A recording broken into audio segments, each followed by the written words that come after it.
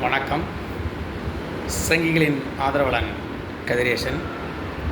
என்னுடைய வாழ்க்கை பயணம், அதாவது அரசியல் வாழ்க்கை பயணம் என்னோடய 19 வயசில் தொடர்ந்து பாஜக அன்னைக்கு அத்வானி வாஜ்பாய் அவருடைய இதில் உறுப்பினர் சேர்க்கை நடத்தினாங்க. அன்னைக்கு என்னுடைய நான் என்னுடைய ஃபஸ்ட்டு உறுப்பினர் இல்லை பாஜகவில் என்னை உறுப்பினராக நான் இணைச்சிக்கிட்டேன். அதுக்கப்புறம் நான் தொடர்ந்து பயணித்தது இந்து அமைப்புகளில் தான் தொடர்ந்து பயணம் பண்ணிகிட்டு இருந்தேன். இருந்தபோதும் திமுகவில் இருக்கிற ஒரு முக்கியமான பொறுப்பில் இருக்கிற நிர்வாகிகள் எனக்கு நெருங்கிய நண்பர்களாக இருந்தாங்க. அவங்களுடைய அழைப்பின் பேரில் திமுக நடத்துகிற சின்ன சின்ன நிகழ்ச்சிக்கு கூப்பிடுவாங்க. மரியாதை நிமித்தமாக அதில் போய் நான் கலந்துக்குவேன். ஆனால் அங்கே கலந்துட்டு அங்கே என்ன பார்க்குறோம் அப்படின்னா, அவங்க பேசுகிற பேச்சுக்கள் இந்துக்களை தரைக்குறவாக பேசுகிறது, இந்துக்களுடைய ஆன்மீக தலைவர்களை கொச்சைப்படுத்தி பேசுகிறது, இந்துக்களை விமர்சனம் பண்ணுறது நம்மளால் பொறுத்துக்க முடியாது. இருந்தாலும் அந்த மரியாதை நிமித்தமாக போனாலும் ஒரு நிமிஷம் 2 நிமிஷம் நின்றுட்டு நான் அங்கேருந்து கிளம்பி வந்துடுவேன். அவனை பேசுகிறது அவனுங்களை, அதாவது பேசுகிறதே இந்துக்கள் தான். சனாதன தர்மத்தை அழிப்பாங்கிற அன்றைக்கே இந்து மதத்தை கேவலம் பேசுகிறேன். அவனிலே திட்டிக்கிறேன். என்ன மனநிலைமையில் இருக்கான் அப்படின்னே தெரியல இந்துக்கள். அவனிலே திட்டிக்கிறேன்னு அதை தான் நம்ம பார்க்குறோம்.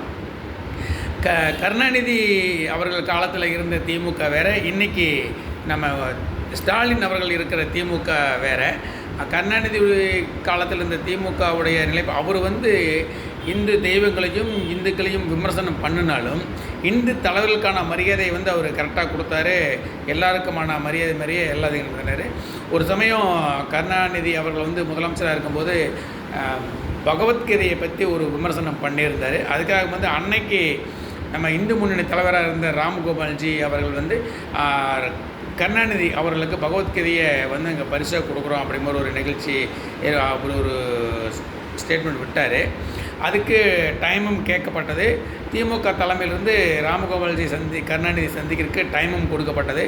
அந்த டைமில் கருணாநிதி அவர்களை ராமகோபால்ஜி சந்தித்தார். ஒரு மத தலைவர் அப்படிங்கிற ஒரு மரியாதையோட மாண்போட அந்த ராம்கோபால்ஜி அவர்களுக்கு என்ன மரியாதை கொடுக்குமோ அந்த மரியாதை கொடுத்த ஒரு உயர்ந்த உள்ளம் கொண்ட தலைவர் தான் கருணாநிதி. அதை மறுக்கவே முடியாது. அவர் இந்துக்களை இழிவாக பேசினாலும் இந்து மதத்தை இழிவாக பேசினாலும் அது யார் வேணாலும் அவங்களுக்கு கொடுக்க வேண்டிய மரியாதை கொடுப்பா. அந்த மாதிரி ஒரு மரியாதையை ராம்கோபால்ஜி அவர் கொடுத்தாரு. அவர் கொடுத்த பகவத்கீதையை மதிப்பு மரியாதையோடு அந்த பகவத்கீதையை வாங்கினா, அவர் படித்தார் படிக்கலை அது அப்பாற்பட்ட பிரச்சனை. அந்தளவுக்கு ஒரு எல்லா மத தலைவருக்கும் விமர்சனம் பண்ணினாலும் மரியாதை கொடுக்க தவற மாட்டார். அந்த மாதிரி தலைவர் தான் கருணாநிதி அவர்கள். ஆனால் ஸ்டாலின் அப்படி இல்லை. ஸ்டாலின் தலைமையிலான திமுக அந்த மாதிரி இல்லை. மத தலைவர்களையும் இந்துக்களையும் இந்து சார்ந்த கோயில்களையும் இந்து தெய்வங்களையும் ரொம்ப கேவலப்படுத்துறது, வெளிப்படையாகவே கேவலப்படுத்துறதை நம்ம பார்த்துட்ருக்கோம். அதுதான் நான் சொன்ன மாதிரி இப்போ சமீபத்தில் கூட திமுக நகரத்தில் சின்ன சின்ன நிகழ்ச்சிக்கு அழைப்பு வந்திருந்தது. நான் போயிருந்தேன். அந்த நிகழ்ச்சியில் எப்படி தான் இந்துக்களை எந்த அளவுக்கு தரைக்குறவாக பேச முடியும், இந்து ஆன்மீக பெரியவங்களை எந்த அளவுக்கு தரைக்குறவாக பேச முடியுமோ, இந்து தெய்வங்களை எந்த அளவுக்கு பேச முடியுமோ தெரியல. ஒரு இந்து அவனே பேசுகிறான், சனாதன தர்மத்தை அழிச்சிருவேன், அப்படி அவனே அழிச்சிக்குவேன்னு பேசுகிறான். இது எந்த மனநிலையில் இருக்கிறான், அவன் தெரிஞ்சு தான் பேசுகிறான்னா தெரியாமல் தான் பேசுகிறான்னு எனக்கு தெரியல. நான் சொல்கிறது என்னென்னா, உப்பு போட்டு சோறு திறனை உப்பு போட்டு சோறு திங்கிறவன் மான மரியாதை சூடு சொன்ன இருக்கிற இந்துக்கள் எவனாக இருந்தாலும் திமுக விட்டு உடனே வெளியே வாங்க. அப்படி இல்லை, எனக்கு சூடு சொரணை இல்லை, மான மரியாதை இல்லை, வெக்கமானம் இல்லை, நான் சாப்பாட்டு உப்பு போட்டு சோறு திங்கிற இல்லை அப்படின்னு சொரணகட்ட இந்துக்கள் திமுகவிலே இருந்து நாசம் போங்க. அதை பற்றி எங்களுக்கு பிரச்சனை இல்லை. நன்றி. ஜெயஹிந்த்.